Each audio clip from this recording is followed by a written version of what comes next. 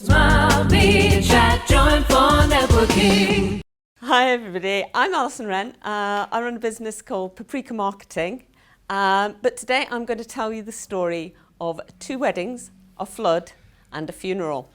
And this is the story of how I built an e-commerce business from nothing and why I sold it after 7 years. So my background is actually in corporate IT. I spent 15 years working in big companies with big computers, and most of the time I loved it, but after 15 years I was ready to try something else. And I knew I really wanted my own business, but I just wasn't sure what I wanted to do. I knew I wanted something creative, but I didn't want a little sit on the sidelines and do crafts on my own type business. I wanted a proper business. And it was 2004, I had a bit of a light bulb moment. I was walking along a beach and I thought, actually, there's a whole gap in the market in the weddings industry for selling paper, cards, ribbons, those sorts of supplies to brides-to-be, showing them how they can make really professional looking wedding stationery and at a fraction of the cost of getting somebody else to do it. So I created a little business called The Wedding Crafter. That's wedding number 1. So this is a typical back bedroom startup. Started out trying a few things on eBay and pretty much learning as I went along. This is very early days of e-commerce. Nobody knew what they were doing. We were all making it up as we went along.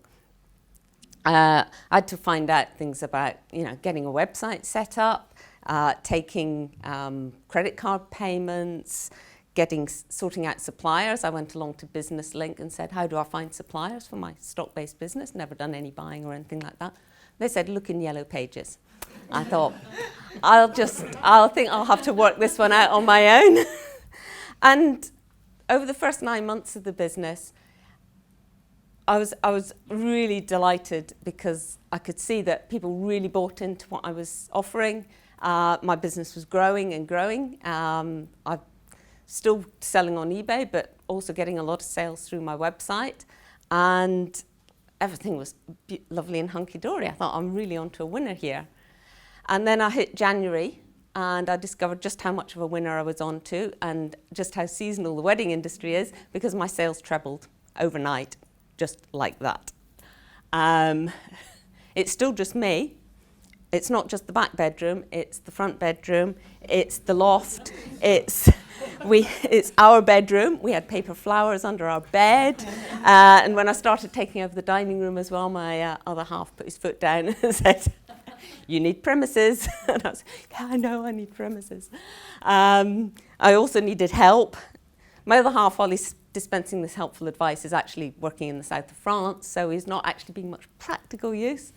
But I got through those 3 months, which I discovered over the years is the real busy period for wedding stationery.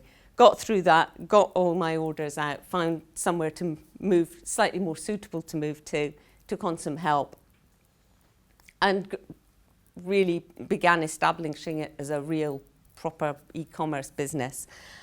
We relocated later that year from London. We were in London, moved up to Yorkshire. I found really nice premises in a little market town where I had a workshop and an office. I took on some permanent staff, and over the next couple of years, the business is really ticking over really nicely. So I'm going to fast forward a bit, 2007, so really key year. The business has now grown to the point where we are absolutely bursting at the seams in our nice little premises. So I've started looking for somewhere bigger to move to. And it's also the year my other half and I decide that we're going to go legal. 14 years, and we decide we will actually tie the knot. So I'm organising my own wedding as well. So busy. And then one Monday morning in July, I walk into the workshop, and something's just not quite right. I think, there's a bit of a funny smell in here. And then I realised the floor is wet. And I'm thinking, oh God. I walk through the workshop and I open the office door and it's just complete devastation in there. My whole office is just covered in SH1T. And basically,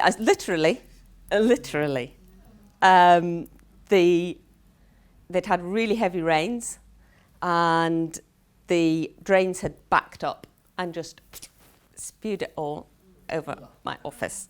It was disgusting, absolutely disgusting. And what do you do? But you take a deep breath and you just carry on. The office was completely trashed. All my computers, desks, everything that was in the office just right off. But because the workshop and all my stock was in the workshop and it was off the floor, the workshop had got wet but not trashed. So I only lost about 10% of my stock. My landlords were really great and they let us move into a empty unit in the same building temporarily while we got our unit cleared out, cleaned up, dried out, refitted. And we had backup, so we didn't lose any computer stuff, and held on to about 90% of our stock. So it took us about 4 weeks to get back into our usual office, get everything back up and running. But in terms of business development, we lost a lot of time, a lot of energy. Needless to say, the insurance took months to pay up. Bless them. But in the October, we moved into our new premises, much bigger place, no dodgy drains. We had a workshop, we had an office, we had a big warehouse, we'd got loads of room to expand. And in the November, my wedding went off as planned. Yay. So, hey, legal at last. So, over the next 3 years, I'm growing the business. We've really established ourselves as one of the leading brands in our little niche of the wedding industry. I'd grown it so I had 5 staff. We'd expanded we'd created a second brand that was to sell some of our products in different markets. We were on the top of Google. We made really extensive use of things like Google AdWords, email marketing. We were doing content marketing before anyone had ever heard of content marketing. We'd been mentioned in the Guardian, the Telegraph, had loads of good PR. But this is 2010, so we're right in the middle of the banking crisis. The weddings industry is shrinking, and it's a difficult trading place, and I haven't quite got the business to where I wanted to get it. It's too big for me to say it's a hobby business and I can just pick it up and put it down. It's not big enough that I can be hands off. I wanted to grow it to the point where I would be more hands off and I could have a manager running the day-to-day side, and I hadn't quite got there. So I was faced with some quite difficult decisions in terms of the business structure and direction. Did I continue going for growth in a difficult trading environment, or did I take a step back and maybe look more after my profits more, which would have meant me being more hands-on? By this point, my husband is now working in Manchester, so I'm tied to a business in Yorkshire. He's over in Manchester, so not much practical use there, again. A little bit of a pattern here. And the other thing that I'm starting to realise is that the whole wedding stationery industry is changing. I looked at what's happening in the States, who are often sort of 2-3 years ahead of what happens over here. And I could see that the advances in digital printing, the techniques, meant that really fantastic designed stationery was becoming very affordable, very accessible for brides, and it was really going to change the whole way that wedding stationery work. I could still see lots of scope in the DIY weddings market because DIY weddings were almost growing in popularity, but I could see that it wasn't going to be the stationery that was going to be the main part of that. So that would have meant, again, another change of direction in terms of product base and what we were doing. So big challenges ahead for the business. And at that point, I got the news that my mother probably had cancer. So here's me in Yorkshire with a business that needs a lot of care and attention. Husband here over in Manchester. Parents were up in Scotland. So my mum was 75. My dad at that time was in his late 80s. And I've got one sister who's in Kent. So I'm being torn in all directions. And I'm really not sure what's going to be the best thing to do. Bit of time, contemplation, and I decided that actually the best thing for me to do is to sell my business, which is hard because it's your baby and you've brought it up, and I know it's about to become a stroppy teenager, but it's still my baby. But I decided I would sell the business.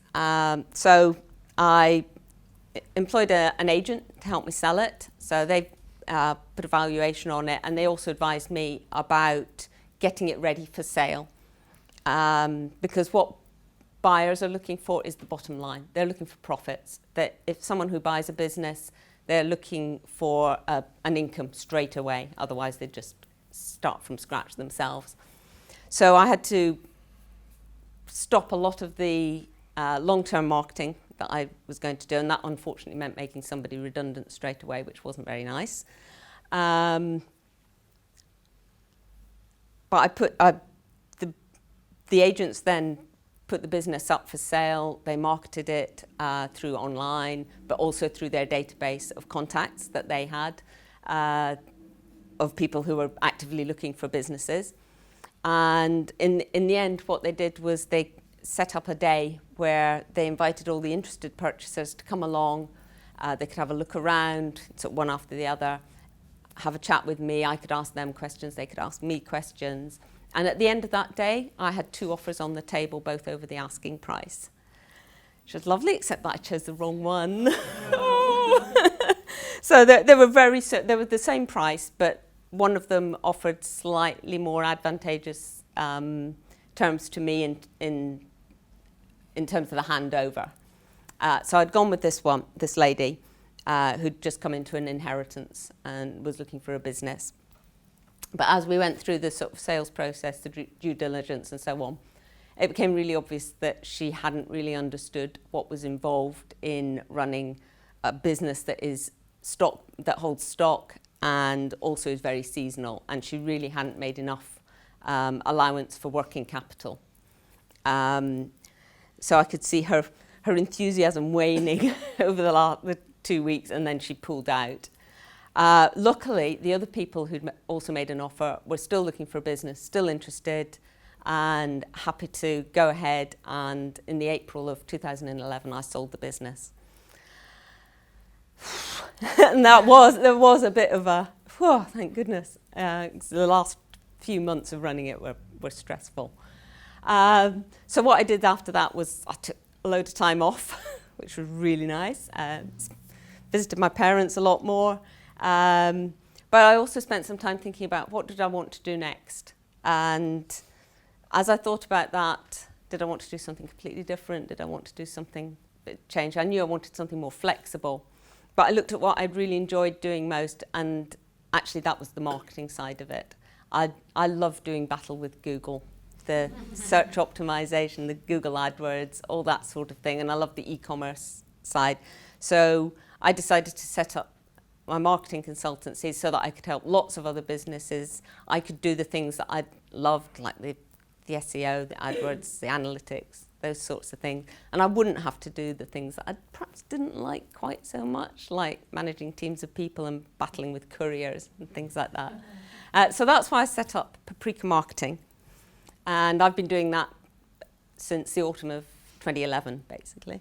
So I first did this foresight shortly after I set up Paprika Marketing, so just before Christmas 2011. And at that point, it had a 100% happy ending. My mother didn't have cancer, She's alive and well and now living in Stretford, so she can keep a close eye on me just down the road. But unfortunately, at that Christmas, my father had a stroke and he passed away. He was 89. So that was a really tough time. But it's a time I would have found, I think, almost impossible if I'd still been running the Wedding Crafter at the same time. And I'd at least had the opportunity to spend a lot more time with both my parents in the month after I sold the business. So that's basically my story. I'm really proud of the business that I built, but I don't regret selling it. It was the right thing to do because at the end of the day, your family comes first. Thank you.